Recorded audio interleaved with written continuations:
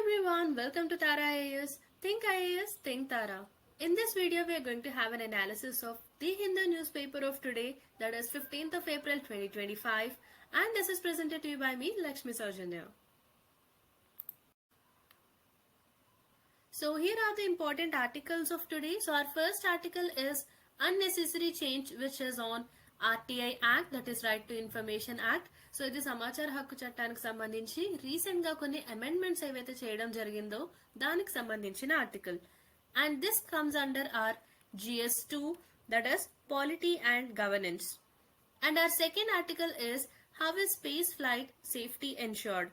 So this comes under our GS paper 3, that is Science and Technology. And the next article is History as Battlefield, that is the Perils of Reversing the Past. And this comes under our GS paper 1, that is Indian Heritage and Culture, History and Society. And the next article is Half Governmentality Exacerbates the Problem of Farmers' Stubble Burning. So this comes under our GS paper 3, that is Environment, Agriculture and Governance. And our next article is Missing the Target. So this comes under GS paper 3 again, but this comes under our economic development.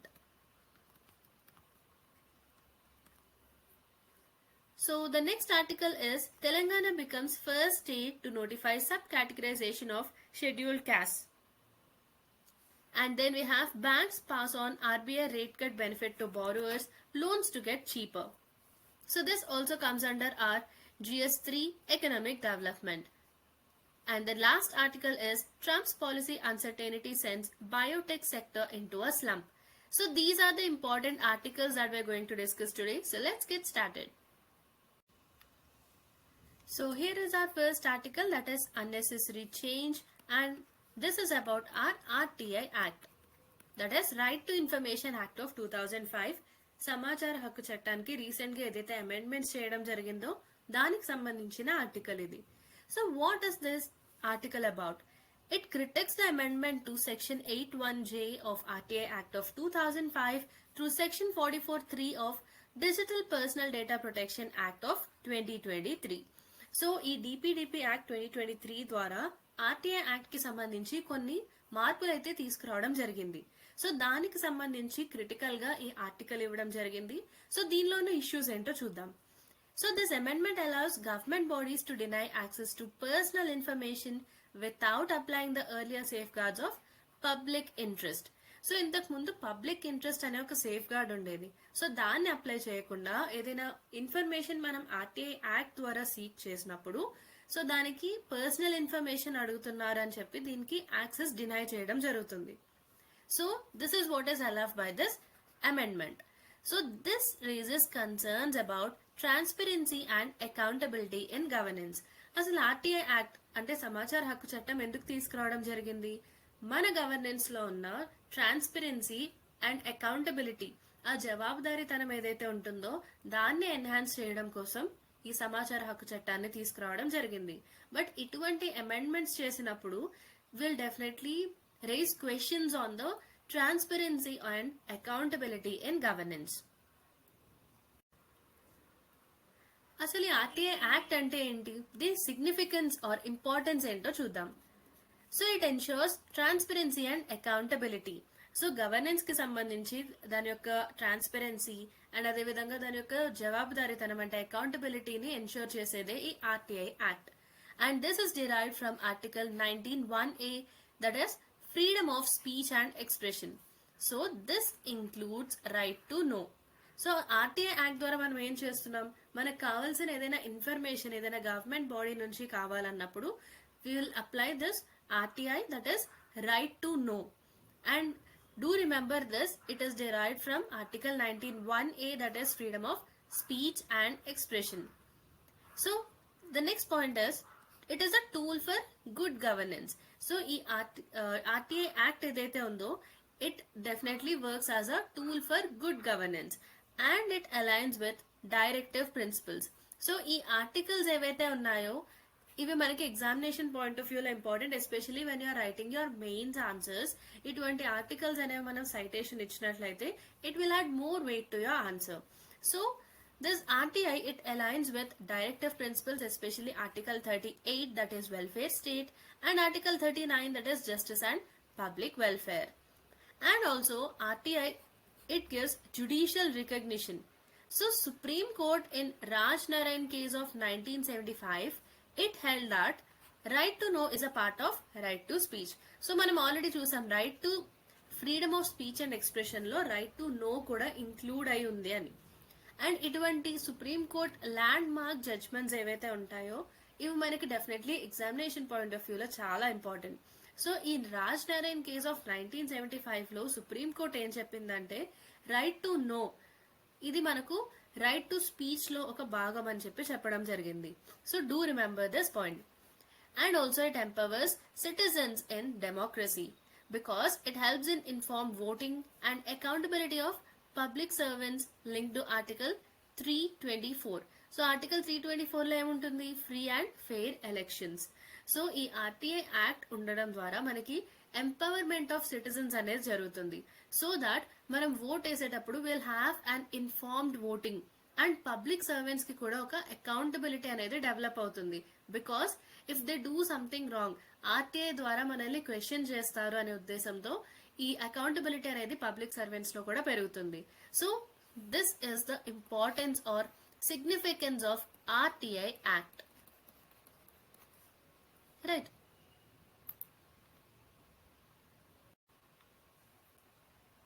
So మనం ఇప్పటి వరకు RTI act ఎందుకుంది, RTI act యొక్క importance ఏంటనేది మనం చెప్పుకున్నాం. And recent గా government ఏదైతే అమెండ్మెంట్స్ చేయడం జరిగిందో ఆర్టీఐ యాక్ట్ కి సంబంధించి దీనికి గవర్నమెంట్ పాయింట్ ఆఫ్ వ్యూలో ఒక జస్టిఫికేషన్ ఉంటుంది. సో ఆ జస్టిఫికేషన్ ఏంటో చూద్దాం. So why was the amendment to RTI act considered necessary by the government? So government point of వ్యూలో ఈ అమెండ్మెంట్స్ ఏవైతే చేయడం జరిగిందో సో దానికి సంబంధించి గవర్నమెంట్ జస్టిఫికేషన్ ఏంటో చూద్దాం.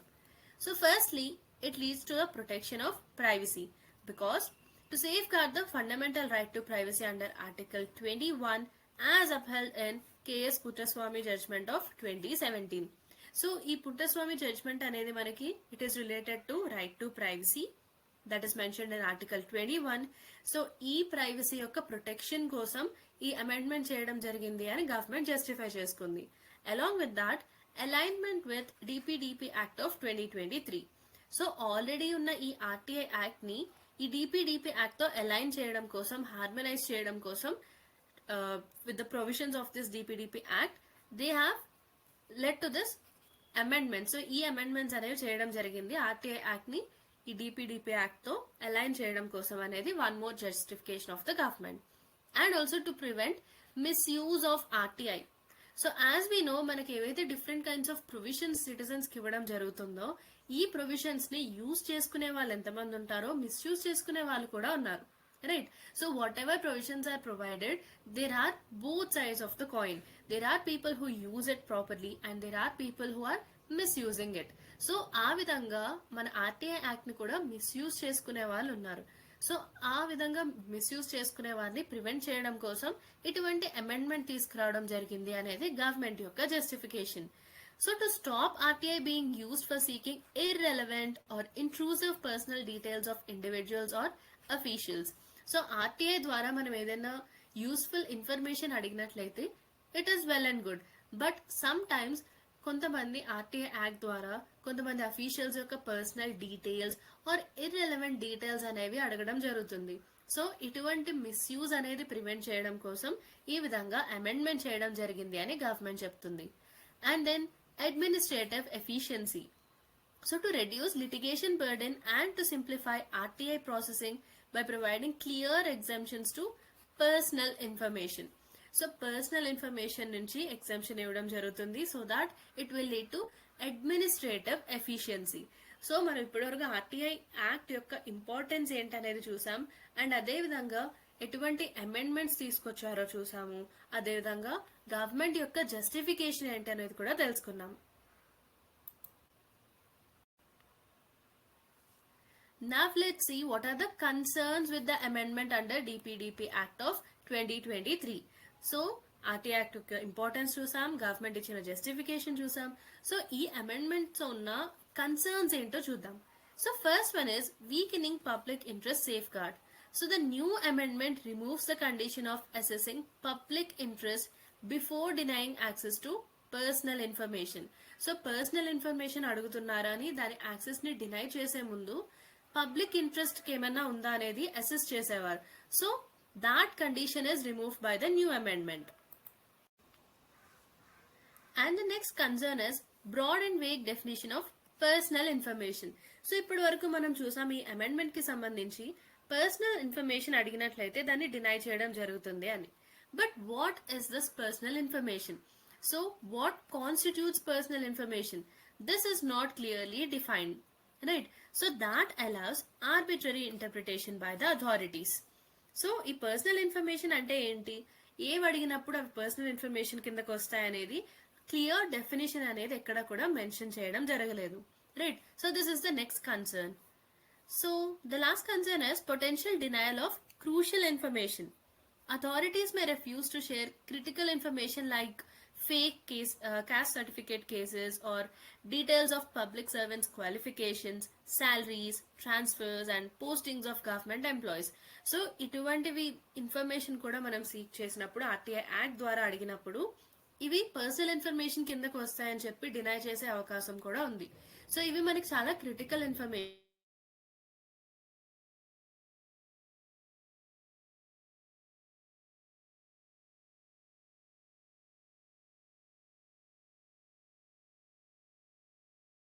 Chance of denial of this information. So ఈ ఇన్ఫర్మేషన్ ని డినై చేసే అవకాశం కూడా ఉంది, citing that it comes under personal information. So అందుకనే మనకి ఈ పర్సనల్ ఇన్ఫర్మేషన్ యొక్క డెఫినేషన్ అనేది ఇంపార్టెంట్. సో మనకు ఒక క్లియర్ డెఫినేషన్ ఉన్నట్లయితే ఏవి మనకి పర్సనల్ ఇన్ఫర్మేషన్ కిందకు వస్తాయి, ఏవేవి రావు అనేది will have a clear definition. So these are the concerns with the amendment.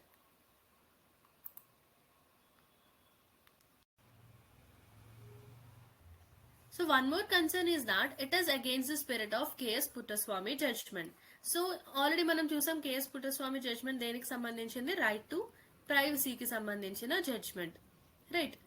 So the judgment sought a balance between privacy and transparency. So the amendment tips the scale disproportionately in favor of privacy without due safeguards. So ఈ judgement ఏదైతే ఉందో Puttaswamy judgement దాని ప్రకారం చెప్పింది ఏంటంటే privacy అదేవిధంగా transparency రెండింటినీ కూడా మనం బ్యాలెన్స్ చేయాల్సి ఉంటుంది. బట్ రీసెంట్ గా జరిగిన అమెండ్మెంట్ లో ఏం జరిగిందంటే ఈ బ్యాలెన్స్ అనేది ప్రైవసీ వైపు ఎక్కువగా వెళ్ళింది, రైట్? సో ప్రైవసీ ఉండాలి, అదేవిధంగా ట్రాన్స్పరెన్సీ కూడా ఉండాలి. బట్ ఈ అమెండ్మెంట్ ద్వారా it is against the spirit of Puttaswamy judgment because ఇది మనకి ప్రైవసీకి ఎక్కువ ఫేవర్ చేయడం జరుగుతుంది. Then comparison with global standards. So other countries లో ఎటువంటి సేఫ్ గార్డ్స్ ఉన్నాయో చూద్దాం. In countries like the UK and Canada, privacy and transparency are balance using independent oversight mechanisms and case by case assessments. So మనకి other countries లో అంటే UK, Canada లాంటి countries లో చూసినట్లయితే ఇటువంటి బ్యాలెన్స్ కోసం అంటే ప్రైవసీ అండ్ ట్రాన్స్పరెన్సీ మధ్యలో ఒక బ్యాలెన్స్ ఉండడం కోసం ఓవర్సైట్ మెకానిజమ్స్ ఉంటాయి and case by case assessments, ఎందుకంటే ఒక్కొక్క కేసు ఒక్కో విధంగా ఉంటుంది. So case by case assessments కూడా చేయడం జరుగుతుంది. And India risks regressing on global transparency rankings if exemptions are broad and unchecked.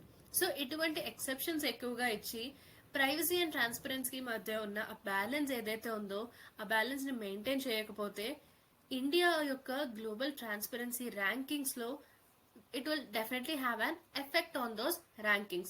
So ఆ rankings పైన ఎఫెక్ట్ పడే అవకాశం అయితే చాలా ఉంటుంది.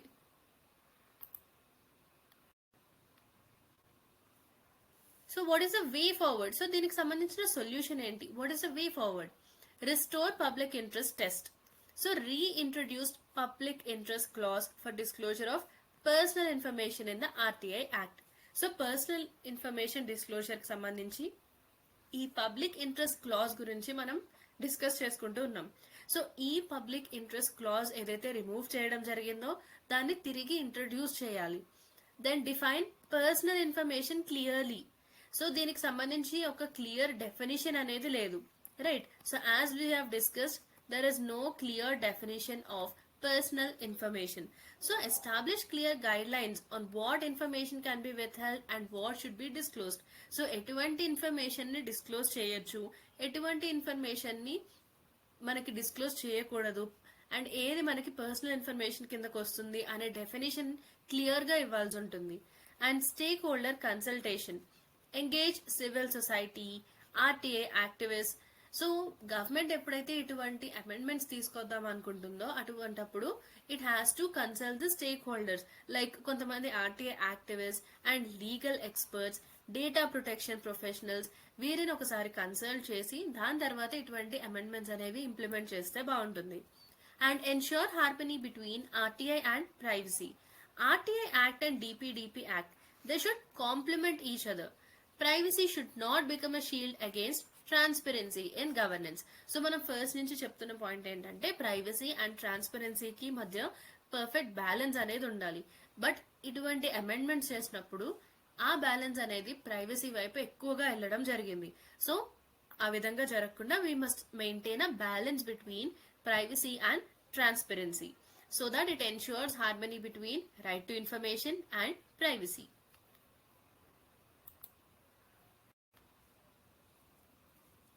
సో ఇప్పటి వరకు మనం RTI act, right to information act or సమాచార హక్కు చట్టంకి సంబంధించి రీసెంట్ గా జరిగిన చేంజెస్ ఏవైతే ఉన్నాయో ఆ చేంజెస్ గురించి డిస్కస్ చేసుకున్నాం. So here we have a UPSC mains question on this. So the recent amendment to the RTI act of 2005 through the Digital Personal Data Protection Act of 2023, it is seen as a dilution of transparency regime in India. So మనం చూసాం ఏ విధంగా మనకు already ఉన్న transparency అనేది privacy వైపు favour అవుతుంది ఈ అమెండ్మెంట్ ద్వారా అని. So this is given as a statement.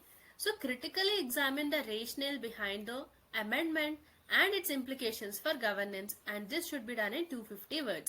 So critically examine, mains answers లో ఎప్పుడు కూడా ఇటువంటి వర్డ్స్ ఏవైతే ఉన్నాయో ఈ కీవర్డ్స్ మనకి important before starting writing a answer, right? So before you have started an answer, try to go through the keywords that are given in the question. So critically examine.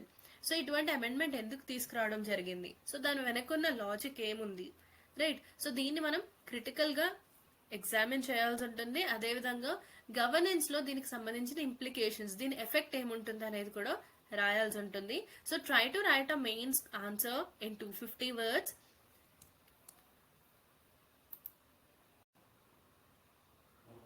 And if you're facing any issue in writing the answer to this question, please do mention in the comment section. So here is our second article, that is how is space flight safety ensured. And as we have discussed, this comes under GS paper 3 science and technology.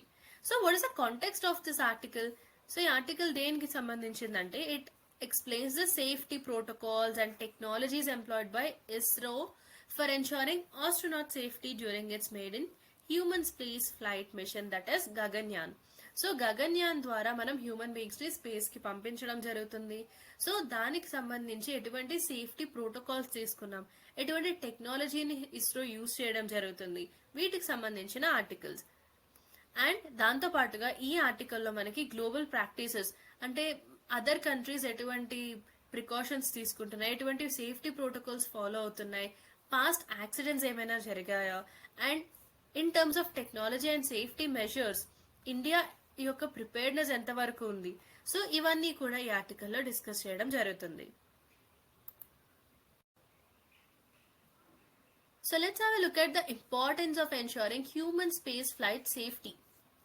So ఈ human space flight ఏదైతే ఉందో, మనం ఏదైతే space flight Gaganyaan ద్వారా human beings ని space లోకి పంపిస్తామని plan చేయడం జరుగుతుందో, దీనిలో మనకు హ్యూమన్ స్పేస్ ఫ్లైట్ యొక్క సేఫ్టీని ఎన్ష్యూర్ చేయడానికి what is the importance of ensuring that safety? Protection of human life. So astronauts, they operate in extremely hazardous environments. So safety systems are non-negotiable because human beings ని మనం space లోకి పంపించినప్పుడు అక్కడ చాలా dangerous environments ఉంటాయి. So అటువంటి ఒక environment లో ఆస్ట్రోనాట్స్ యొక్క సేఫ్టీ అనేది చాలా important because it is for protection of human life and strengthening technological capabilities. So it drives R&D, research and development and crew module design, life support systems, heat shields and emergency protocols. Right. So మనం ఒక విధంగా plan చేసుకొని humans ని space లోకి పంపించడం జరుగుతుంది. But అక్కడ అనుకోని సంఘటనలు ఏమైనా జరిగినప్పుడు ఎమర్జెన్సీ సిచ్యుయేషన్స్ లో ఎటువంటి సేఫ్టీ ప్రోటోకాల్స్ అనేవి ఫాలో అవ్వడం జరుగుతుంది. సో ఇవన్నీ కూడా we have to be prepared for it. So it strengthens our technological capabilities. Then building national and international credibility. So successful and safe human space flight, it definitely enhances India's global image. So ఒక space power గా India యొక్క global image ని definitely ఇది enhance చేయడం జరుగుతుంది if we have a successful and safe human space flight. Foundation for future machines. So it is critical for a long duration machines like lunar exploration and interplanetary travel. So ఒకసారి మనం గగన్యాన్ లో successful గా and safe గా మన యొక్క astronauts ని space లోకి పంపించినట్లయితే మనకు అదర్ ఫ్యూచర్ మిషన్స్ కి సంబంధించిన ఫౌండేషన్ పడుతుంది. సో లూనార్ ఎక్స్ప్లోరేషన్ అంటే మూన్ మీదకి పంపించే మిషన్స్ కానీ, లేదా ఇంటర్ ప్లానెటరీ ట్రావెల్ అంటే అదర్ ప్లానెట్స్ కి ఏదైతే ట్రావెల్ చేయడం జరుగుతుందో వీటికి సంబంధించి కూడా will have a solid foundation.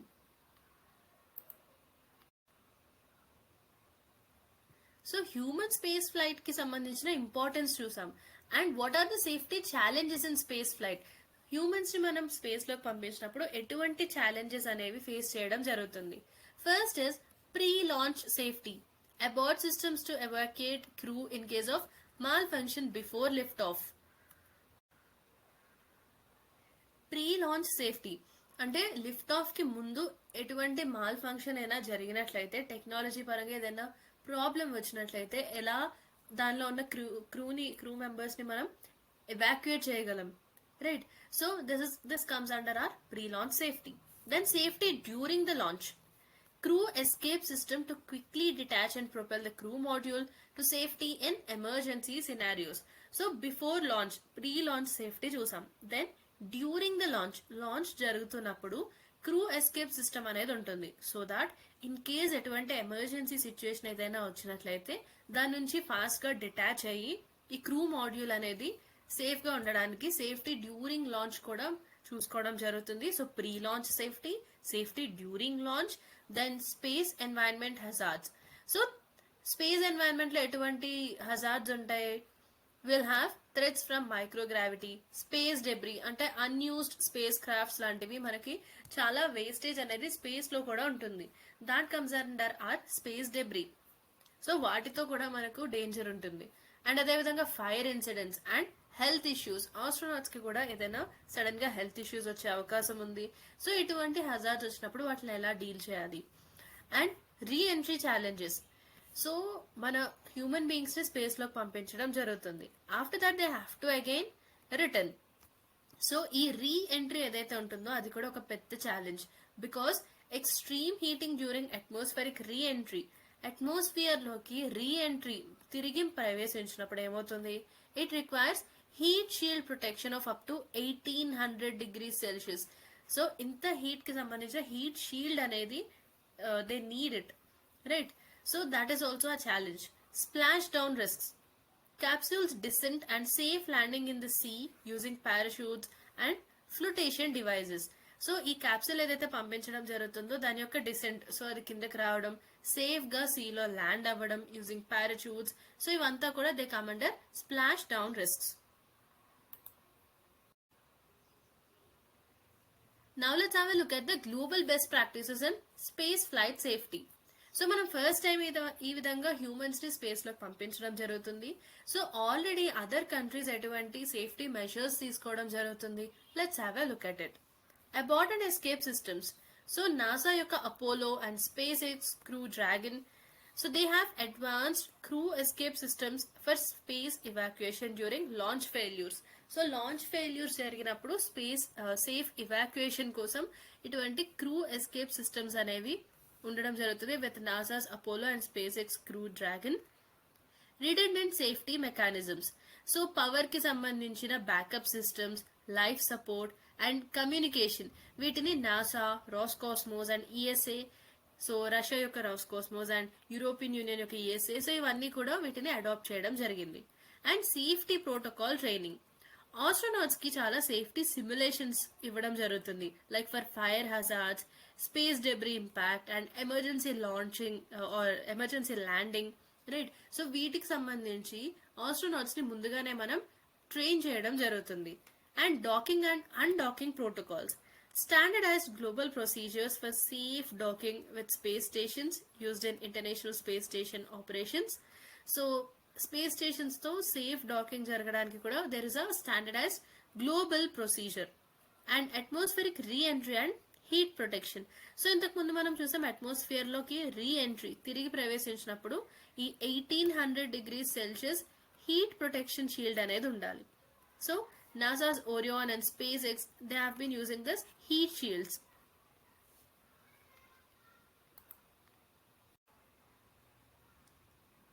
So మనం గ్లోబల్ ప్రాక్టీసెస్ చూసాం, అంటే అదర్ కంట్రీస్ ఎటువంటి సేఫ్టీ ప్రోటోకాల్స్ ఫాలో అవుతున్నాయని.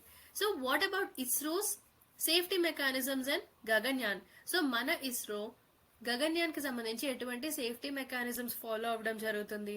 One is crew escape system. So it pulls crew module away from danger during launch emergencies. So launch టైంలో ఎటువంటి emergencies అయినా వచ్చినట్లయితే ఇది it will pull away the crew module. And redundancy in systems. So life support, communication and propulsion కి సంబంధించి backup systems ఉంటాయి. And service module engines. So controls orientation and reduces speed before reentry. So ఈ atmosphere లోకి reentry జరుగుతున్నప్పుడు heat shield ఉండాలి, అదేవిధంగా speed ని కూడా కొంచెం రెడ్యూస్ చేయాల్సి ఉంటుంది. And then heat shield protection. So ఈ రీ ఎంట్రీ అప్పుడు హై టెంపరేచర్స్ ఉంటాయి. సో ఆ హై టెంపరేచర్స్ ని విత్ స్టాండ్ అవ్వడం కోసం, దాన్ని తట్టుకోవడం కోసం ఈ హీట్ షీల్డ్ ప్రొటెక్షన్ అనేది ఇవ్వడం జరుగుతుంది. And water landing safety. So ఈ వాటర్ ల్యాండింగ్ అంటే సీ పైన ఆర్ ఓషన్స్ పైన ల్యాండ్ అయ్యేటప్పుడు ఈ పారాషూట్స్ ని యూజ్ చేసుకుని controlled descent and flotation aids for safe recovery. So these are the safety mechanisms in Gaganyaan. So what is the way forward? Continuous research and development in advanced safety technologies. Right. So ముందు ముందు వచ్చే different kinds of challenges కోసం continuous గా మనం research and development చేయాల్సి ఉంటుంది regarding the safety technologies. And training the astronauts in simulated emergency situations. So you would have seen ఆ space లో ఎటువంటి కండిషన్స్ అయితే ఉంటాయో వాటిని ఇక్కడ మనకి సిమ్యులేట్ చేసి ఆస్ట్రోనాట్స్ ని దానికి సంబంధించి ట్రైన్ చేయడం జరుగుతుంది. And collaboration with international space agencies, and this is done for knowledge sharing. So other countries ఏవైతే సేఫ్టీ మెకానిజమ్స్ ఫాలో అవడం జరుగుతుందో సో వాళ్ళతో కొలాబరేట్ అయినట్లయితే వాళ్ళ నాలెడ్జ్ షేరింగ్ అనేది జరుగుతుంది. And development of indigenous medical support systems, and this is for long duration space missions. So కొంచెం ఎక్కువ డ్యూరేషన్ స్పేస్ మిషన్స్ ఉన్నట్లయితే దానికి సంబంధించి ఇండిజినస్ గా డెవలప్ చేసిన మెడికల్ సపోర్ట్ సిస్టమ్స్ ని కూడా డెవలప్ చేయాల్సి ఉంటుంది. So this is the way forward. So our next article is History as Battlefield, the Perils of Reversing the Past. So let's have a look at it. So what is the context of this article? So we know that it comes under a GS paper 1 History and Society, Indian Heritage and Culture. So ఇక్కడ ఈ article యొక్క context ఏంటంటే recent గా ఒక trend చూస్తున్నాం, ఏంటంటే rewriting or revisiting the history. So కొంతమంది యొక్క పొలిటికల్ పర్పసెస్ కోసం, ఐడియాలజికల్ పర్పసెస్ కోసం ఆల్రెడీ మనకున్న హిస్టరీ ఏదైతే ఉందో దాన్ని రీరైట్ చేయడం జరుగుతుంది లేదా రీవిజిట్ చేయడం జరుగుతుంది. సో చరిత్రని తిరిగి రాయడం జరుగుతుంది. సో ఈ ఇష్యూకి సంబంధించిన ఈ ట్రెండ్ ని ఈ ఆర్టికల్లో డిస్కస్ చేయడం జరిగింది. And this includes renaming places. So recent times లో మనం చూసాం చాలా ప్లేసెస్ ని రీనేమ్ చేయడం జరుగుతుంది, కొత్త పేర్లు పెట్టడం జరిగింది. అదేవిధంగా టెక్స్ట్ బుక్స్ ని రీరైట్ చేశారు. And historical narratives they have been altered. So కొన్ని హిస్టారికల్ నెరేటివ్స్ ని చేంజ్ చేయడం జరిగింది. And that is done to glorify selected figures from the past. So కొన్ని ఇన్సిడెంట్స్ జరిగినప్పుడు ఇప్పటి వరకు మనకి ఏదైతే ఒక వ్యూ పాయింట్ ఉంటుందో ఆ వ్యూ పాయింట్ ని చేంజ్ చేస్తూ, హిస్టారికల్ నెరేటివ్ ని ఆల్టర్ చేస్తూ లేదా చేంజ్ చేస్తూ కొంతమంది పర్సన్స్ ని గ్లోరిఫై చేయడం జరిగింది. So what is the recent move? Revision of NCERT textbooks planned for 2025, part of larger debate on India's historical narratives and identity politics. So ఈ ఇష్యూ ఇప్పుడు ఎందుకు మనకి న్యూస్ లో ఉంది అంటే రీసెంట్ గా NCERT టెక్స్ట్ బుక్స్ ని రీవిజిట్ చేయాలి, రివైజ్ చేయాలని చెప్పడం జరిగింది. So this is what is the debate. So ఇది ఈ ఆర్టికల్ యొక్క context. So what is the significance of history in society? Nation building and collective memory. So అసలు మనకి హిస్టరీ యొక్క ఇంపార్టెన్స్ ఏంటి? సో మనకి చరిత్రను అసలు ఎందుకు చదువుకోవాలి, ఎందుకు మన చరిత్రకి ఇంత ఇంపార్టెన్స్ ఇస్తున్నామంటే it helps in nation building and also collective memory. So definitely history provides national identity, values and continuity and learning from past mistakes. So already మనం పాస్ట్ లో ఏవైనా కొన్ని మిస్టేక్స్ చేసినట్లయితే సో వాటిని మనం రిపీట్ చేయకుండా ఉండడానికి అండ్ ఆ పాస్ట్ మిస్టేక్స్ నుంచి మనం ఎంతో నేర్చుకోవచ్చు, రైట్? సో వీటి కోసం మన చరిత్ర అనేది తెలుసుకోవాల్సి ఉంటుంది. And this helps to prevent repetition of errors. So ఒకసారి ఒక విషయంలో ఒక తప్పు జరిగిందని తెలిసినట్లయితే మనం ఆ తప్పు తిరిగి చేయకుండా ఉండడానికి జాగ్రత్త పడవచ్చు. And reconciliation and unity. So it encourages acceptance of diverse perspectives and promotes social harmony. So మనం మన హిస్టరీని తెలుసుకున్నట్లయితే it helps in unity and social harmony.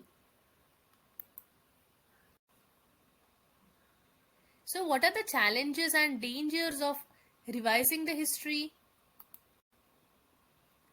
So మనం చరిత్రను ఏ విధంగా రివైజ్ చేసినట్లయితే దానికి సంబంధించేటువంటి ఛాలెంజెస్ ఉన్నాయి, దానికి సంబంధించిన డేంజర్స్ ఏంటో చూద్దాం. So first is weaponization of history, because it is used as a political tool to push ideology and also it erodes historical objectivity.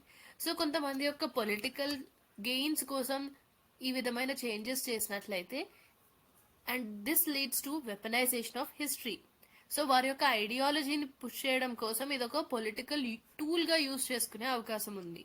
And revival of historical grievances. So selective memory, it fuels hate, identity politics and communal tensions. So selective memory అంటే ఏంటంటే మనకి హిస్టరీకి సంబంధించి కొన్ని selected incidents ని మాత్రమే మనం highlight చేసినట్లయితే it may lead to hate in the society and identity politics and communal tensions between different communities in the society, right?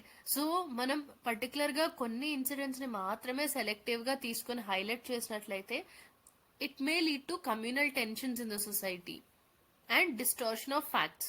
So already established facts ఏవైతే ఉన్నాయో వాటి యొక్క డిస్టార్షన్ చేయడం జరుగుతుంది. Like there may be a change, ignores historical context, promotes divisive and oversimplified narratives. So ఆల్రెడీ ఉన్న హిస్టరీని ఈ విధంగా రివైజ్ చేసినప్పుడు it may lead to distortion of facts.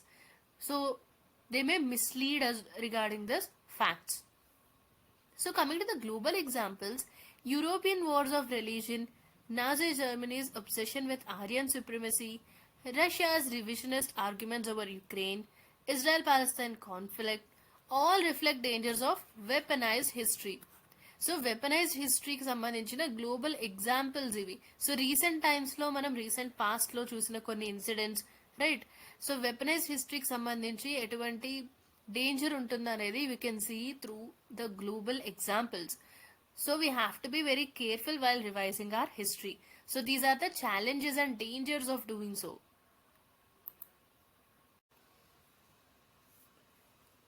So what is the way forward? How to handle history responsibly? Let's see.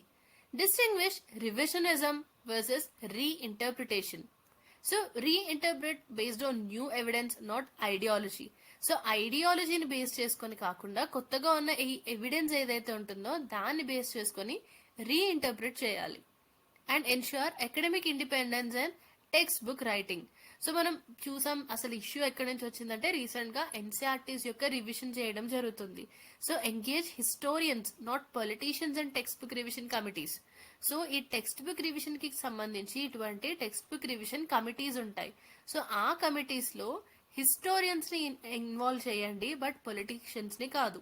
Because some politicians they may push their own ideology for political gains. So వారి యొక్క own political gains కోసం కూడా కొన్ని changes అనేవి చేయడం జరుగుతుంది. So politicians ని కాకుండా హిస్టోరియన్స్ ని మనం ఇటువంటి కమిటీస్ లో ఇన్వాల్వ్ చేసినట్లయితే బాగుంటుంది. And promote inclusive and balanced narratives. So highlight shared history, pluralism and cultural synthesis. Because మనం చూసాం ఆల్రెడీ సెలెక్టివ్ మెమరీ ఉన్నట్లయితే హిస్టరీకి సంబంధించి it may lead to communal tensions. So అందుకనే మనం shared history, pluralism and cultural synthesis చూసినట్లయితే it will lead to more harmony between the people and foster critical thinking in students. So స్టూడెంట్స్కి సంబంధించి encourage debate, multiple perspectives and evidence based learning, so that will help more critical thinking in students. So our next article is on how governmentality exacerbates the problem of farmers stubble burning, and this comes under our environment, agriculture and governance paper 3. So what is the context of this article? So ఈ article కి సంబంధించిన context ఏంటంటే, it critics have state interventions based on the idea of governmentality fail to resolve stubble burning crisis in Punjab and Haryana. So Punjab Haryana ఏరియాస్లో ఈ stubble burning problem అనేది ఎప్పటి నుంచో ఉంది. సో దానికి సంబంధించిన ఆర్టికల్ ఇది. And it highlights have punitive policies, lack of incentives and market failures push farmers towards burning the crop residue despite known environmental risks. So మనం క్రాప్ ఎప్పుడైతే కట్ చేయడం జరుగుతుందో ఆ మిగిలిన రెసిడ్యూ ఏదైతే ఉంటుందో దాన్ని అంతా కూడా బర్న్ చేయడం జరుగుతుంది. So that is what is stubble burning. So ఈ స్టబల్ బర్నింగ్ చేసినప్పుడు ఏంటంటే చాలా పొల్యూషన్ అనేది జరుగుతుంది. That you can see in the picture here itself, right.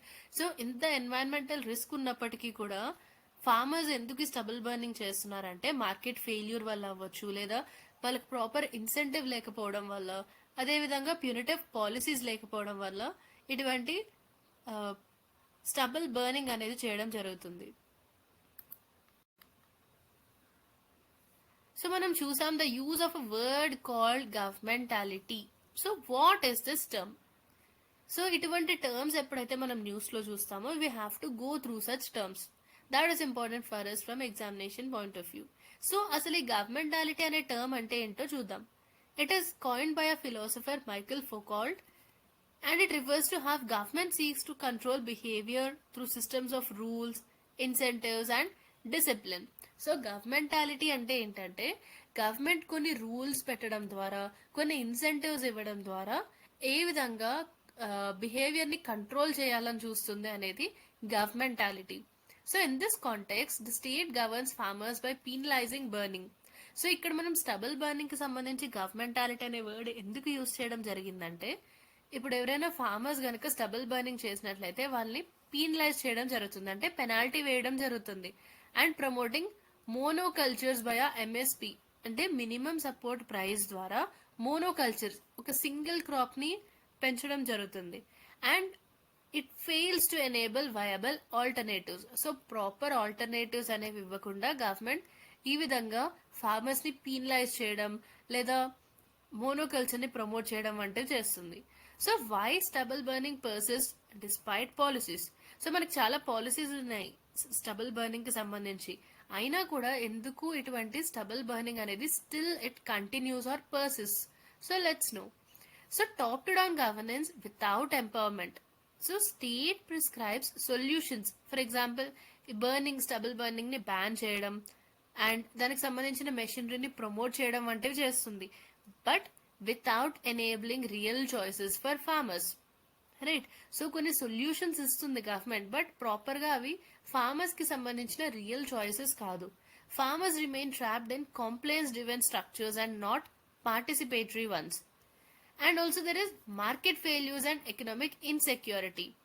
So market failure అనేది జరుగుతుంది. సో అష్యూర్డ్ మార్కెట్స్ అనేవి లేవు ఫార్మర్స్ కి సంబంధించి for stubble based products. So ఏదైతే క్రాప్ ని కట్ చేయడం జరుగుతుందో, సో దాన్ని కట్ చేసిన తర్వాత రిమైనింగ్ స్టబల్ ఏదైతే ఉంటుందో దాన్ని ఫాడర్ గా యూజ్ చేయడం జరుగుతుంది. సో వాటిని మనం స్టబల్ బేస్డ్ ప్రోడక్ట్స్ అంటాం, బట్ దానికి ప్రాపర్ అష్యూర్డ్ మార్కెట్స్ అనేవి లేవు, right. So that leads to market failures and economic insecurity. And MSP, that is minimum support price, it covers few crops and offers low returns, input costs and labor shortages. So this worsens the problem.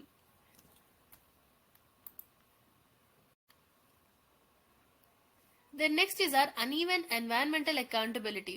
So rural pollution from burning is penalized while urban industrial pollution receives less scrutiny. So rural areas లో ఇటువంటి stubble burning చేసినప్పుడు దానిపైన penalty వేయడం జరుగుతుంది, they are getting penalized for it. But urban areas లో చూసినట్లయితే మనకి industrial pollution ద్వారా కూడా చాలా వరకు environmental pollution or air pollution జరుగుతుంది. బట్ దీనిపైన ఉన్నంత కాన్సన్ట్రేషన్ ఏదైతే ఉందో స్టబల్ బర్నింగ్ పైన, అది ఇండస్ట్రియల్ పొల్యూషన్ పైన లేదు. So there is an uneven environmental accountability. అంటే రూరల్ ఏరియాస్లో ఒక విధంగా ఈ పెనాల్టీస్ అనేవి ఉన్నాయి, అండ్ అదే విధంగా అర్బన్ ఏరియాస్లో ఉన్న స్క్రూటినీ తక్కువగా ఉంది. So farmers feel targeted while urban polluters escape the regulation. So farmers ఏమనుకుంటారు, అర్బన్ ఏరియాస్ లో ఉన్న ఈ ఇండస్ట్రియల్ పొల్యూషన్ ఏదైతే చేయడం జరుగుతుందో వాళ్ళందరూ కూడా ఈ రెగ్యులేషన్స్ నుండి ఎస్కేప్ అవుతున్నారు, బట్ గవర్నమెంట్ మనల్నే టార్గెట్ చేస్తుంది అని ఫీల్ అవడం జరుగుతుంది. So what is the impact on environment and public health? It contribute significantly to north India's winter pollution crisis. And especially మనం చూస్తూనే ఉంటాం ఢిల్లీ ఎన్సీఆర్ రీజన్ లో ఎస్పెషలీ వింటర్ టైంలో ఎటువంటి ఎన్వైరన్మెంట్ ఆర్ క్లైమేట్ ఏ విధంగా ఉంటుంది అనేది మనం చూస్తాం. ఎయిర్ పొల్యూషన్ కండిషన్ ఏ విధంగా ఉందనేది కూడా మనం చూస్తూనే ఉంటాం. So it aggravates respiratory illnesses, అంటే it increases respiratory illnesses and lowers air quality across NCR and Indo Gangetic plain. So ఇటువంటి పొల్యూషన్ వల్ల ఏమవుతుందంటే రెస్పిరేటరీ ఇల్నెసెస్, సో శ్వాసకోశ సంబంధ వ్యాధులు ఏవైతే ఉంటాయో అవి పెరగడం జరుగుతుంది. అదేవిధంగా ఎయిర్ క్వాలిటీ ఏదైతే ఉంటుందో అది తగ్గిపోతుంది. ఎస్పెషలీ మన ఢిల్లీ ఎన్సీఆర్ రీజన్ లో, అదేవిధంగా ఇండో గాంజెటిక్ ప్లెయిన్ రీజన్ లో ఇటువంటి చేంజెస్ అనేవి మనం చూడొచ్చు. And it triggers inversion layer effect, trapping toxic air closer to the ground. So inversion అంటే reverse, inversion layer effect. So దీని వల్ల ఏమవుతుందంటే టాక్సిక్ ఎయిర్, ఈ పాయిజనస్ పొల్యూటెడ్ ఎయిర్ ఏదైతే ఉందో అది గ్రౌండ్ కి క్లోజ్ గా ట్రాప్ అవుతుంది. So people will inhale this air. So that is what is or inversion layer effect. Do remember such phrases. Now what needs to change? That is reframing governance. So ఎటువంటి మార్పులు తీసుకురావాల్సి ఉందంటే participatory policy design. So involve farmers. So ఇటువంటి local solutions తీసుకొచ్చేటప్పుడు farmers ని involve చేయండి. దీన్ని design చేసేటప్పుడు ఎటువంటి solution మనం తేవాలనుకుంటున్నాం అనేది involve the farmers in it. And shift from punishment to partnership. So stubble burning చేసే ఫార్మర్స్ ని పనిష్ చేయడం కాకుండా let them have a partnership in it. So that leads to a participatory policy design. And build markets for crop residue use. So ఈ crop residue ఏదైతే ఉంటుందో, ఈ crop ని cut చేసిన తర్వాత ఏదైతే రెసిడ్యూ అనేది మిగులుతుందో, ఈ క్రాప్ రెసిడ్యూ, దాన్ని మనం దానికి సంబంధించిన మార్కెట్స్ అనేవి బిల్డ్ చేయాల్సి ఉంటుంది. Invest in value chains for stubble reuse. So ఈ స్టబుల్ ఏదైతే మిగిలిపోతుందో దాన్ని బర్న్ చేస్తున్నారు. సో ఆ విధంగా బర్న్ చేయకుండా స్టబుల్ ని రీయూజ్ చేసేలా we have to plan. For example for biofuels, boards, fodder, ఈ విధంగా మనం రీయూజ్ చేసే అవకాశం ఉంది. And support private sector with credit, R&D and procurement guarantees. And reform the MSP and cropping patterns. So ఈ minimum support price ఏదైతే ఉందో దాన్ని రిఫార్మ్ చేయాల్సి ఉంటుంది. And diversify incentives away from paddy wheat cycles. And ఈ MSP ఏదైతే ఉందో దీన్ని సస్టైనబుల్ ప్రాక్టీసెస్ కి లింక్ చేయాలి. And to agro ecological transitions. And equal environmental regulation. So address all forms of pollution, urban, vehicular and industrial with equal seriousness. So ఇంతకు ముందు మనం చూసాం ఫార్మర్స్, రూరల్ ఏరియాస్ లో ఉన్న ఫార్మర్స్ మమ్మల్ని టార్గెట్ చేస్తున్నారు. ఇండస్ట్రీస్ ఏవైతే పొల్యూట్ చేస్తున్నాయో అర్బన్ ఏరియాస్ లో ఎస్పెషలీ, సో వారిని ఇంత స్క్రూటినైజ్ చేయట్లేదు, మా పైన ఎక్కువ టార్గెట్ పెట్టడం జరుగుతుందని ఫీల్ అవుతున్నారు. So we must have a equal environmental regulation. So urban pollution అయినా, వెహికులర్ పొల్యూషన్ అయినా, ఇండస్ట్రియల్ పొల్యూషన్ ఆర్ ఈ విధమైన రూరల్ స్టబుల్ బర్నింగ్ కి సంబంధించిన పొల్యూషన్ అయినా కూడా ఈక్వల్ సీరియస్నెస్ తో చూడాలి. అందరికీ కూడా ఈక్వల్ ఎన్వైరన్మెంటల్ రెగ్యులేషన్స్ అనేవి ఉండాలి.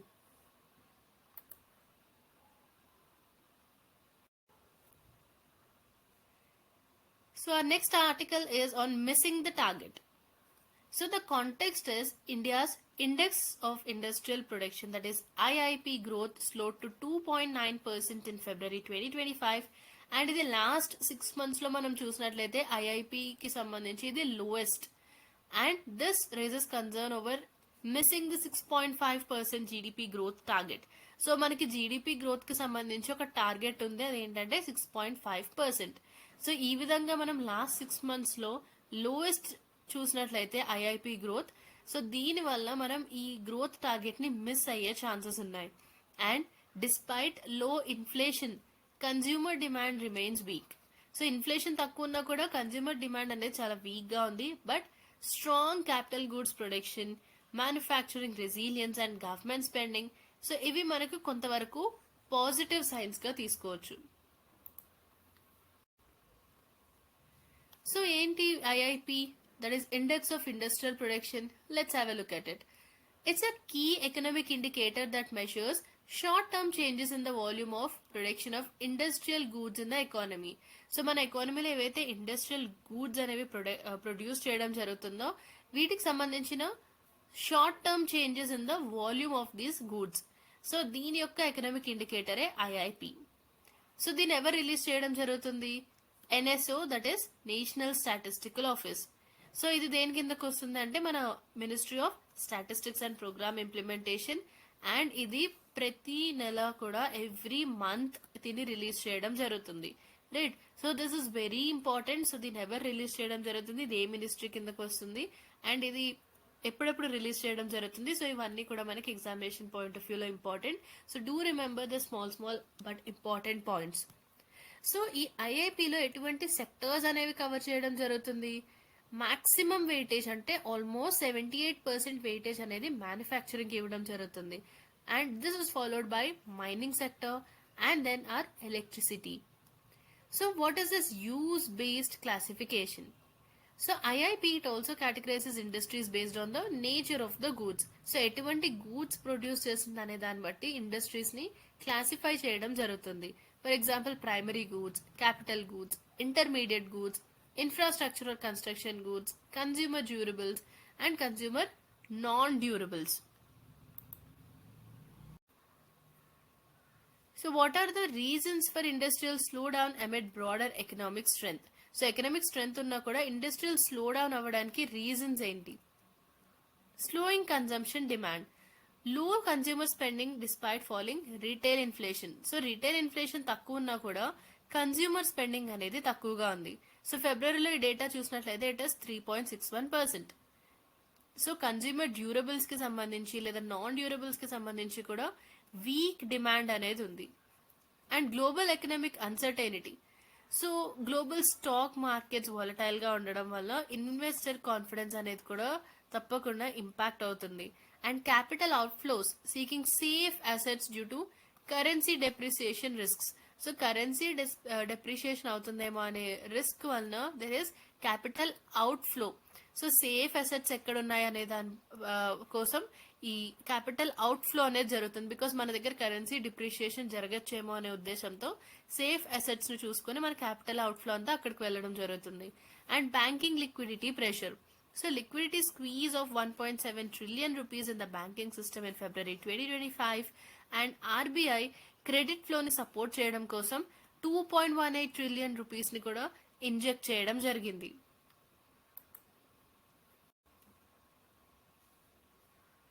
So what is the way forward? Boost consumer demand. So మనకి కన్జ్యూమర్ డిమాండ్ తక్కువగా ఉంది, ఇన్ఫ్లేషన్ తక్కువ ఉన్నప్పటికీ కూడా కన్జ్యూమర్ డిమాండ్ అనేది తక్కువగా ఉంది. So boost this consumer demand. So rural ఎకానమీని సపోర్ట్ చేయాలి అండ్ ఎంప్లాయ్మెంట్ ఇంక్రీజ్ చేయాలి, టార్గెటెడ్ కన్జంప్షన్ ఇన్సెంటివ్స్ అనేవి ప్రొవైడ్ చేయాలి. And then sustain public investment. So continue infrastructure push and capital expenditure by the government. So government capital expenditure అదేవిధంగా infrastructure push అనేది ఎక్కువగా ఇవ్వాల్సి ఉంటుంది. And address global vulnerabilities. So currency stability and capital flow risks through prudent fiscal and monetary policy. Because మన దగ్గర ఈ విధమైన risk ఉన్నట్లయితే, కరెన్సీ డెప్రిషియేషన్ రిస్క్ ఉన్నట్లయితే మన క్యాపిటల్ అంతా కూడా సేఫ్ అసెట్స్ ని చూసుకుని అదర్ కంట్రీస్ కి అవుట్ ఫ్లో అవ్వడం జరుగుతుంది. సో ఆ విధంగా జరగకుండా ఉండడానికి మన కరెన్సీ స్టెబిలిటీని మేనేజ్ చేయాలి. And strengthen manufacturing sector, promote diversification, ease of doing business, support our MSMEs for broad based industrial growth. So ఈ విధమైన స్టెప్స్ తీసుకుని మన మ్యానుఫ్యాక్చరింగ్ సెక్టర్ ని కూడా స్ట్రెంథెన్ చేయాల్సి ఉంటుంది. So next article is Telangana becomes first state to notify sub-categorization of scheduled caste. So ఈ article యొక్క కాంటెక్స్ట్ ఏంటో చూద్దాం. సో ఇండియాలోనే ఇటువంటి యాక్ట్ ని ఇంప్లిమెంట్ చేసిన ఫస్ట్ స్టేట్ తెలంగాణ. సో ఈ యాక్ట్ ఏంటంటే Telangana schedule caste రీజనలైజేషన్ of reservations act of 2025. So ఈ యాక్ట్ ద్వారా ఏం చేస్తారంటే they will have a sub categorization of ఎస్సీస్. So ఎస్సీస్ ని 3 గ్రూప్స్ గా సబ్ కేటగరైజ్ చేయడం జరుగుతుంది. అండ్ ఇది దేనికి అంటే for equitable distribution of reservation benefits. So SC reservation ఏదైతే ఉంటుందో ఆ రిజర్వేషన్ బెనిఫిట్స్ ని ఈక్విటబుల్ డిస్ట్రిబ్యూషన్ చేయడం కోసం ఎస్సీస్ ని 3 గ్రూప్స్ గా సబ్ కేటగరైజ్ చేయడం జరుగుతుంది. So the notification follows supreme court's landmark judgment of August 2023 that upheld sub categorization of ఎస్సీస్ అండ్ ఎస్టీస్. సో ఇటువంటి స్టెప్ తెలంగాణ గవర్నమెంట్ ఎందుకు తీసుకుంది అంటే సుప్రీం కోర్ట్ ఆగస్ట్ 2023లో ఒక ల్యాండ్ మార్క్ జడ్జ్మెంట్ ఇచ్చింది. దాని ప్రకారం it has upheld sub categorization within SCs and STs. So let's have a look at some important Supreme Court judgments related to SC subcategorization. So the examination point of view lo chala important. Try to remember these cases. So first one is E.V. Chinnaya versus State of Andhra Pradesh 2005. So దీని ప్రకారం Supreme Court ఏమందంటే it held that SCs form a homogeneous group and states cannot subcategorize SCs for reservation within the presidential list. So ఈ presidential list లో ఉన్న ఈ ఎస్సీస్ ఏవైతే ఉన్నాయో so ఈ schedule caste అన్ని కూడా హోమోజినస్ గ్రూప్. సో ఇవన్నీ ఒకే రకంగా ఉండే హోమోజినస్ గ్రూప్, రైట్. సో దీన్ని సబ్ కేటగరైజ్ చేయడానికి కుదరదు అని చెప్పడం జరిగింది. So sub categorisation was struck down. State of Punjab versus Davinder Singh 2020. So దీనిలో సుప్రీం కోర్ట్ ఈ చిన్నయ్య జడ్జిమెంట్ ని ఒక పెద్ద లార్జర్ బెంచ్ కి రిఫర్ చేయడం జరిగింది. And it said that subcategorization of scheduled caste for equitable distribution of benefits, it is not unconstitutional. So ఈ విధంగా రిజర్వేషన్ బెనిఫిట్స్ ని ఈక్విటబుల్ గా డిస్ట్రిబ్యూట్ చేయడం కోసం ఎస్సీ సబ్ కేటగరైజేషన్ చేసినట్లయితే అది అన్కాన్స్టిట్యూషనల్ కాదు అని చెప్పడం జరిగింది.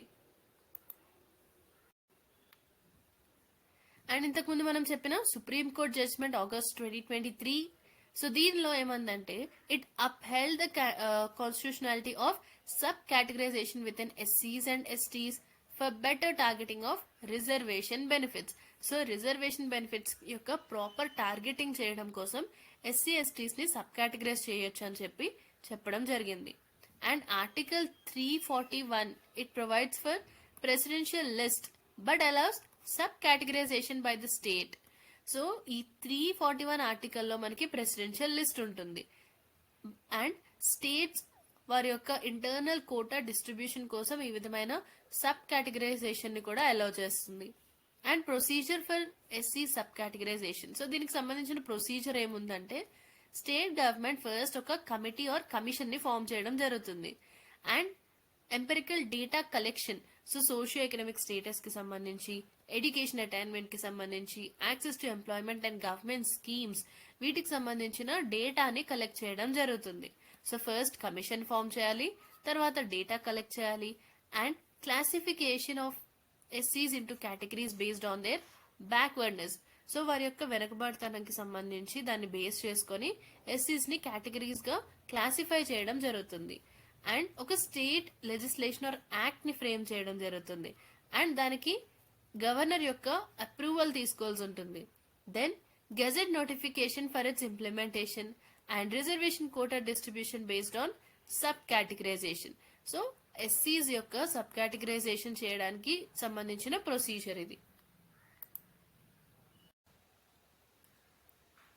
So what is the significance of the move? So దీనికి సంబంధించిన ఇంపార్టెన్స్ ఏంటి? ఇటువంటి sub categorization SC sub categorization చేశారు కదా, సో దానికి సంబంధించిన ఇంపార్టెన్స్ ఏంటో చూద్దాం. It ensures equitable distribution of reservation benefits. So ఈ రిజర్వేషన్ ఏదైతే ఇవ్వడం జరుగుతుందో సో దాన్ని ప్రాపర్ గా డిస్ట్రిబ్యూట్ చేయడానికి హెల్ప్ చేస్తుంది. So it prevents dominance of relatively advanced SC sub caste in reservation Kotas. So with in SC కూడా కొన్ని సబ్ కాస్ట్ యొక్క డామినెన్స్ ఏదైతే ఉందో సో దాన్ని తగ్గించడానికి ఇది హెల్ప్ చేస్తుంది. And it promotes inclusive development. So it provides focused support for most backward communities and constitutional backing. So it aligns with supreme courts view that the subcategorization within SCs and STs, it is constitutional to achieve a real equality. So నిజంగా మనం ఈక్వాలిటీని తీసుకురావడం కోసం ఇటువంటి SC ST sub categorisation కూడా చేయొచ్చు. So and it is constitutional. So, what are the challenges ahead? Political opposition from certain groups and implementation of difficulties in ongoing recruitments. So already ఇప్పుడు ongoing recruitments ఏవైతే recruitments జరుగుతూ ఉన్నాయో so దానికి సంబంధించిన implementation difficulties ఉంటాయి. కొన్ని groups political opposition చేసే అవకాశం ఉంది. అండ్ అదేవిధంగా possibility of demand for similar categorisation in other states. So for example మనకి ఆంధ్రప్రదేశ్ బైఫర్కేషన్ జరిగినప్పుడు తెలంగాణ స్టేట్ ఫామ్ అయినప్పుడు ఏ విధంగా అయితే అదర్ స్టేట్స్ నుంచి డిమాండ్ చేయడం జరిగిందో అటువంటి బైఫర్కేషన్ కోసం, అదేవిధంగా ఈ ఎస్సీ కేటగరైజేషన్ ని చూసి సబ్ కేటగరైజేషన్ చూసి అదర్ స్టేట్స్ లో కూడా ఇటువంటి డిమాండ్స్ వచ్చే ఛాన్సెస్ అయితే ఉన్నాయి. So what is the way forward? Transparent database categorisation across the country. So SC ఎస్టీస్ కి సంబంధించి ఎంటైర్ కంట్రీలో ఇటువంటి ట్రాన్స్పరెంట్ డేటాబేస్ కేటగరైజేషన్ అనేది చేయాలి. And national framework for SC sub categorisation to avoid regional disparities and socio economic upliftment of marginalise sub caste కి సంబంధించి continuous monitoring అనేది చేయాల్సి ఉంటుంది. So this is the way forward. So our next article is regarding banks pass on RBI rate cut benefit to borrowers, loans to get cheaper. ఈ article యొక్క context ఏంటో చూద్దాం. Reserve bank of India that is RBI it has reduce the repo rate by 50 basis points. So ఈ repo rate or repurchase rate ఏదైతే ఉందో దాన్ని 50 basis points తగ్గించడం జరిగింది ఇన్ 2025. సో ఇది ఎందుకు చేశారంటే to Boost the liquidity and to promote credit growth. So in response SBI, bank of Maharashtra, bank of India, HDFC bank, so ఇటువంటి మేజర్ బ్యాంక్స్ కూడా వారి యొక్క లెండింగ్ రేట్స్ ని తగ్గించడం జరిగింది. And deposit rates passing on the benefit to borrowers. So once RBI ఇటువంటి reduction చేసినప్పుడు దానికి రెస్పాన్స్ గా మేజర్ బ్యాంక్స్ అన్ని కూడా ఈ విధంగా లెండింగ్ రేట్స్ అనేవి తగ్గించడం జరిగింది. సో దాట్ ఈ బెనిఫిట్స్ అనేవి ఈ మేజర్ బ్యాంక్స్ నుండి it will come to borrowers. So ఇది బారోవర్స్ వరకు ఈ బెనిఫిట్ అనేది వెళ్ళడం కోసం ఇటువంటి స్టెప్ అనేది తీసుకోవడం జరిగింది. సో దీనివల్ల ఏం జరుగుతుందంటే లోన్స్ అనేవి చీపర్ అవుతాయి and it AIIMS to increase consumption and investment in the economy. So దీనివల్ల మన ఎకానమీలో ఉన్న కన్జంప్షన్ పెరుగుతుంది అండ్ అదేవిధంగా ఇన్వెస్ట్మెంట్ కూడా పెరుగుతుంది. So what is this repo rate? So RBI repo rate తగ్గించింది అని మనం చూసాం. So what is this repo rate? So this is the rate at which RBI lends short-term funds to commercial banks. So commercial banks కి RBI కొంత short term funds అనేవి provide చేయడం జరుగుతుంది. So ఈ ఫండ్స్ ఏ రేట్ లో అయితే provide చేస్తుందో దాన్ని రెపో రేట్ అంటాం. ఆ రెపో రేట్ ని రీసెంట్ గా మనకి 50 basis points తగ్గించడం జరిగింది. So reduction in repo rate. So ఈ రెపో రేట్ ని తగ్గించినట్లయితే ఏమవుతుంది? బారోయింగ్ కాస్ట్ అనేది తగ్గుతుంది బ్యాంక్స్ కి. And then which can then reduce lending rates for customers. So commercial banks RBI దగ్గర లెండ్ చేసేటప్పుడు లేదా షార్ట్ టర్మ్ ఫండ్స్ తీసుకునేటప్పుడు ఏదైతే రేట్ విధించడం జరుగుతుందో ఆ రేట్ ని తగ్గించినట్లయితే బ్యాంక్స్ కి బారోయింగ్ కాస్ట్ తగ్గుతుంది. సో దాట్ అల్టిమేట్లీ కస్టమర్స్ కి లెండింగ్ రేట్స్ అనేది కూడా రిడ్యూస్ అవుతుంది.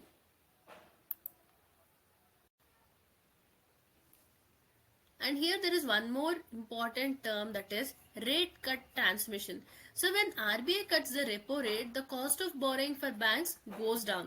సో ఇంతకు ముందు మనం చూసినట్లు రెపో రేట్ ఎప్పుడైతే తగ్గించడం జరుగుతుందో బ్యాంక్స్ వారి యొక్క కాస్ట్ ఆఫ్ బారోయింగ్, ఎంత కాస్ట్ కి బారో చేస్తున్నాయి, ఏ రేట్ లో ఆ బారోయింగ్ అనేది చేయడం జరుగుతుందో అది తగ్గుతుంది. So this transmission happens when banks also reduce lending rates and deposit rates. So RBI ఎప్పుడైతే రెపో రేట్ తగ్గించిందో మేజర్ కమర్షియల్ బ్యాంక్స్ కూడా ఆ రేట్స్ ని తగ్గించినట్లయితే it will lead to reduced lending rates and deposit rates. Lending rates తగ్గినప్పుడు loans cheap అవుతాయి and deposit rates తగ్గినప్పుడు it will maintain the margins. So what is the significance? So దీని యొక్క importance ఏంటో చూద్దాం. It boost consumption and investment. So మన ఎకానమీలో ఉన్న కన్జంప్షన్ అనేది ఇంక్రీజ్ అవుతుంది ఎందుకంటే లోన్స్ చీప్ అవుతాయి కాబట్టి. It encourages borrowing for housing, vehicles and business investment. So ఈ విధంగా కన్జంప్షన్ అదే విధంగా ఇన్వెస్ట్మెంట్ అనేది పెరుగుతుంది. and it supports economic growth. So monetary policy transmission ద్వారా it will help revive the demand in the economy. So ఎకానమీలో consumer demand అనేది తగ్గిందని మనం చూసాం. సో ఇటువంటి స్టెప్స్ తీసుకున్నట్లయితే ఈ డిమాండ్ అనేది తిరిగి రివైవ్ అవుతుంది. And it controls inflation. It encourages supply response in the long term, balancing inflation with growth. So దీనివల్ల ఇన్ఫ్లేషన్ అండ్ గ్రోత్ రెండు బ్యాలెన్స్ చేయడం జరుగుతుంది.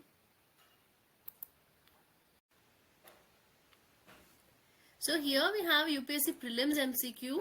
So which of the following leads to monetary policy transmission? So here the options that we have are changes in repo rate, changes in CRR, that is cash reserve ratio, open market operations and increasing government subsidies. So వీటిలో దేని ద్వారా it leads to monetary policy transmission. So ఇప్పుడే మనం చూసాం monetary policy transmission అంటే ఏంటి అని.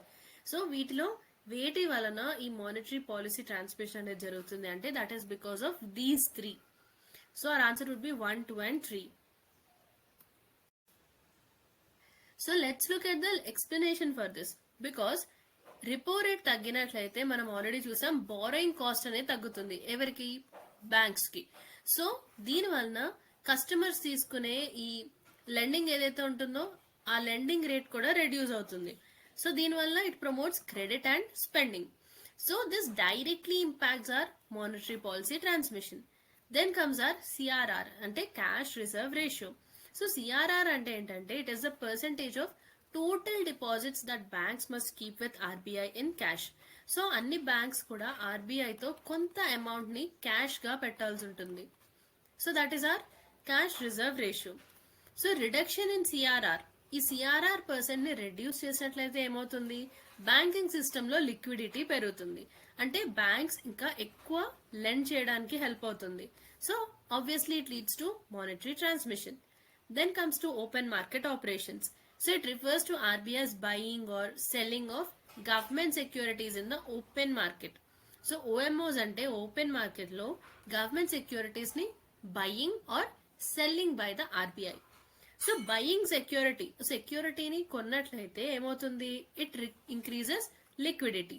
And when it comes to selling the securities it absorbs the liquidity, right? So by చేసినప్పుడు ఏమవుతుంది అంటే కొంత అమౌంట్ ని మార్కెట్ లోకి ఇచ్చి ఆ సెక్యూరిటీని తీసుకుంటుంది. So it will lead to liquidity in the market and the reverse happen when it buys. So OMOs are a tool for monetary transmission. So fourth option ఎందుకు కాదు అంటే increasing government subsidies. They are a fiscal policy tool. They support sectors but do not directly influence interest rates or monetary transmission. So government subsidies ఇచ్చినట్లయితే అది కొన్ని particular sectors కి help అవుతుంది. But దానివల్ల మనకు ఇంట్రెస్ట్ రేట్స్ పైన ఎటువంటి influence అనేది ఉండదు. అదేవిధంగా it doesn't lead to monetary transmission.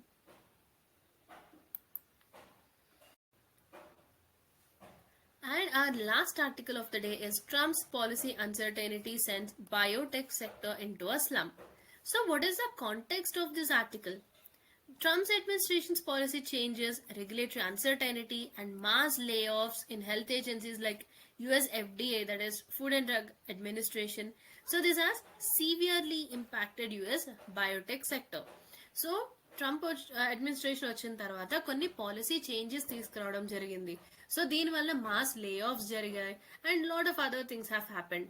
So వీటి వల్ల ఏమైందంటే యుఎస్ యొక్క బయోటెక్ సెక్టర్ చాలా ఎక్కువగా ఇంపాక్ట్ అయింది. And small and mid cap Biotech firms dependent on drug approvals and clinical research. So ఇవి చాలా సర్వైవల్ ఛాలెంజెస్ అనేవి కూడా ఫేస్ చేయడం జరుగుతుంది, ఎందుకంటే చాలా డిలేస్ జరుగుతున్నాయి అండ్ రెగ్యులేటరీ ఫ్రేమ్వర్క్ కి సంబంధించిన చాలా అన్ప్రెడిక్టబిలిటీ ఉంది. So this is the context of this article. So let's have a look at the reasons for biotech sector slump. First one is policy uncertainty. So Trump administration వచ్చిన తర్వాత sudden గా చాలా policy changes జరిగాయి and executive orders blocking funding from the national institutes of health. So ఇటువంటి measures అనేవి తీసుకోవడం జరిగింది.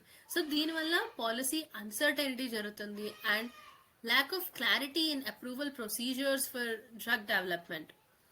Then comes regulatory delays. FDA layoffs, they have slowed feedback and approvals for new biotech products. So already FDA layoffs ఎప్పుడైతే జరిగాయో దానివల్ల కొత్త Biotech products కి approval పైన కూడా ఇది ఎఫెక్ట్ అవ్వడం జరుగుతుంది. And impact on research funding. So ఈ నేషనల్ ఇన్స్టిట్యూట్స్ ఆఫ్ హెల్త్ ఏవైతే ఉన్నాయో NIH traditionally funds early stage biotech research, funding freeze discourages innovation. So ఈ ఎన్ఐహెచ్ ఏవైతే ఉంటాయో ఇవి ఎక్కువగా ఎర్లీ స్టేజ్ బయోటెక్ రీసెర్చ్ కి ఫండింగ్ ఇవ్వడం జరుగుతుంది. సో ఇటువంటి పాలసీ చేంజెస్ అనేవి తీసుకొచ్చినప్పుడు it discourages innovation. And declining investor confidence. So investor confidence కూడా తగ్గుతుంది దీనివల్ల. Biotech firms stocks trading at or below cash levels, and S&P Biotech ETF index down by 20% in 2025. So ఇటువంటి పాలసీ చేంజెస్ తీసుకురావడం వల్ల investor confidence అనేది కూడా తగ్గుతుంది. So that is all about this article of biotech sector in US, and that's all about the important articles of The Hindu today.